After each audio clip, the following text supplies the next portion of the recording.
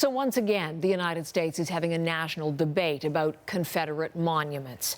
Let's introduce tonight's guests. Kristen Sekos is a council member for the city of Charlottesville.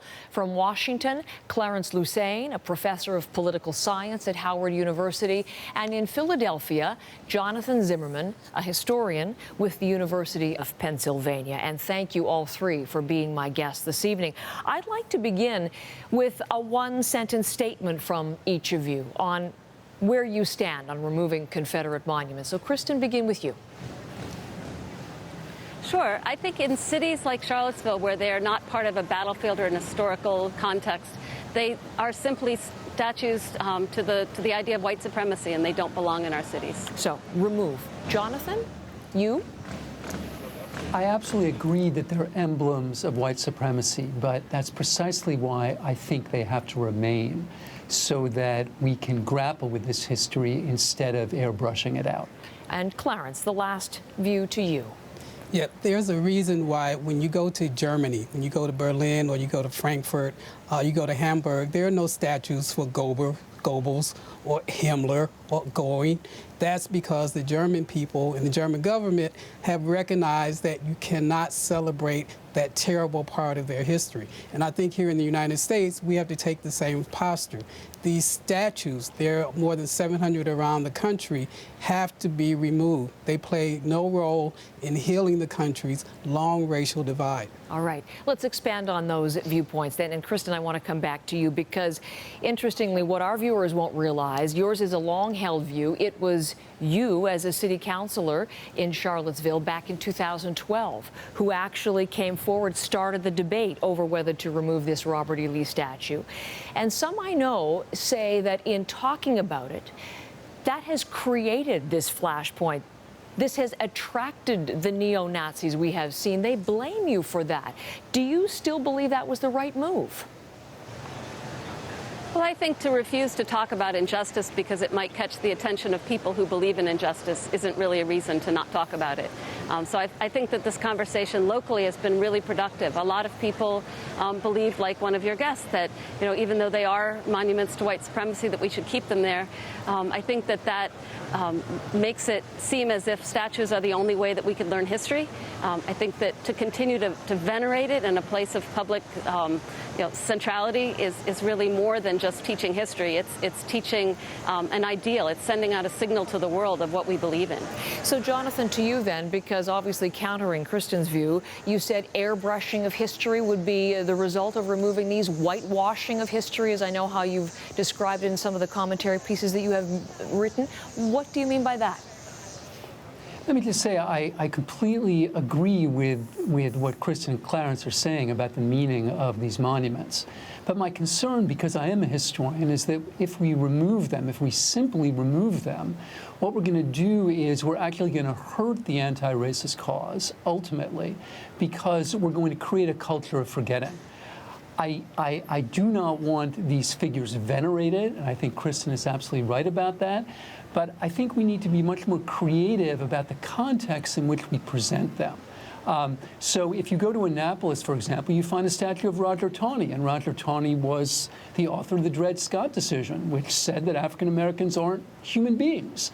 But instead of taking that statue down, which is something they've done with Taney statues in other places, what they did was, in the 90s, after Thurgood Marshall died, they erected a statue to Thurgood Marshall right next to it. And I understand that there are plans to put statues of Frederick Douglass and Harriet Tubman as well. These are all Marylanders. How do you learn and move forward if these things are torn down, Clarence? Do you support that argument or see it differently? No, I think, as I said, I think they should be removed because I think they do symbolize a past. That's the reason we do not have signs up that say segregation anymore. And it's not, and I think, the panelist is right that we do need to educate about that history, but I don't think the platform for that are these monuments that stand alone and people walk by them every single day without being able to be provided that kind of education.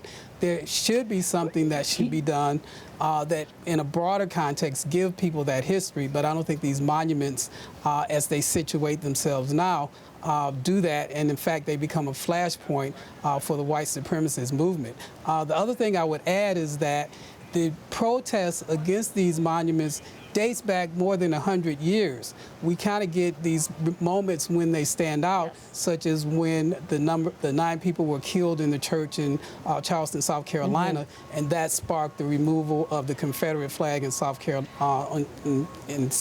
Exactly. And Jonathan, on that point, I mean, the view that they must be there to be a reminder of history, has that not changed, or has it changed for you, given what we've seen in Charlottesville over the weekend?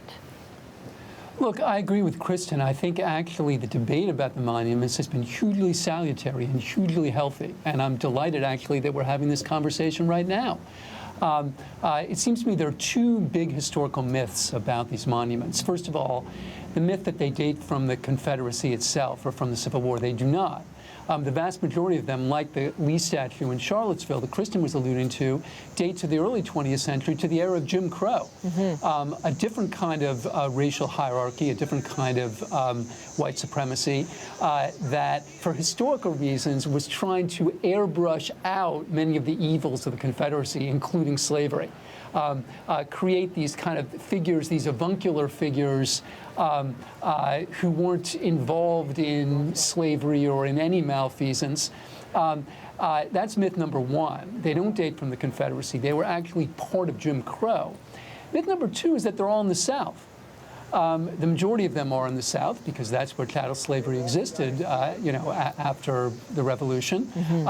But there are several in the West and in the North. All of us are implicated in this history. So, all of us, how wherever do we we live. To reconcile this history? Kristen, let me bring you in on this. The notion of remembering without honoring, and coming back to the point that Jonathan made earlier that many have put forward, this idea of contextualizing, perhaps keeping the monuments but putting a plaque or another sort of monument side by side, or removing and relegating to a museum so they can be studied in appropriate historical context. I mean, what do you think are other possible solutions here to strike a balance? I just want to go to the point that we need these monuments to remind us of white supremacy. As an American living in the South, I grew up in Mississippi, I live in Virginia now, and we don't need statues to remind us of white supremacy and of that history. We have segregation still in our neighborhoods, we have economic injustice, we have lots of other ways that we are dealing with white supremacy in our community, and we don't need statues to it. And in our case, our statue is in a very small park. And so to fill that park with other statues to balance it would deprive our city of our main gathering place where we have festivals. It's where we have our Pride Festival and our Chocolate Festival and our Innovation Festival and our Multicultural Festival. And so that, to make it instead a history park would be really counter to what that park is for this community. How do you think this should be handled, Clarence? Yes, I absolutely think they should be removed. Jonathan's right about part of that history. It started way after the Civil War, in the era of Jim Crow, after the decision in 1896 to legalize segregation. But there was a second wave that started after the 1955 decision, Brown versus Board of Education, 1954, where the South, in response to the call to desegregate, the law to desegregate, there was another resurgence. So these Clarence, monuments... Just pause on just for a second. I just want to bring in graphically, because we've actually tracked those. So carry on with your point. So just to make that clear point that, there were these 2 waves, and again, as Jonathan's pointing out, but these statues are erected to make a particular racist point.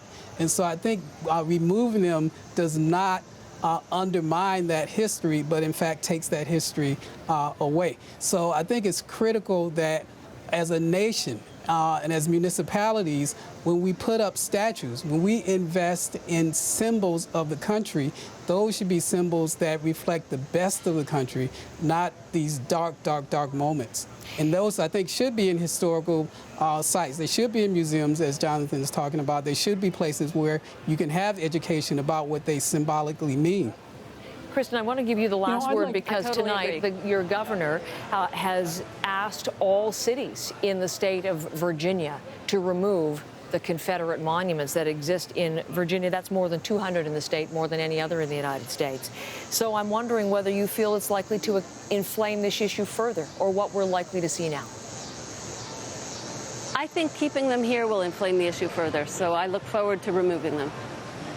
And Jonathan, last word to you, because it sounds like, in essence, you're agreeing with much of what our other two panelists are saying. You just believe that the history has to remain on the books for us to learn from it. I agree completely with their premises, but not with their conclusions. Look, what Kristen said about the continuation of white supremacy is absolutely correct. And indeed, we've had a very vivid display of that over the past couple of days. But I don't agree with her in the idea that there's a consensus in this country about the evils of white supremacy, or even about its presence. And these monuments are hugely important in teaching us about that. One of the monuments in New Orleans, in NOLA, at Liberty Place, it even said, it was erected in 1930, it said in its original plaque that this monument is a monument to white supremacy. It used that term, and now it's gone.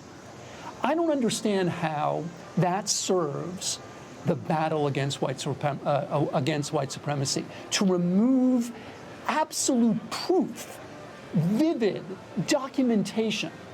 You can't take that away. It is dark. Clarence is right. It's as dark as it gets, and that's precisely why we've got to keep it there. Strong points from all three of you. A pleasure to have you on our program tonight, and I thank you for the time. Kristen Sekos, Jonathan Zimmerman, Thank you. Clarence Lusane, thank you all very much.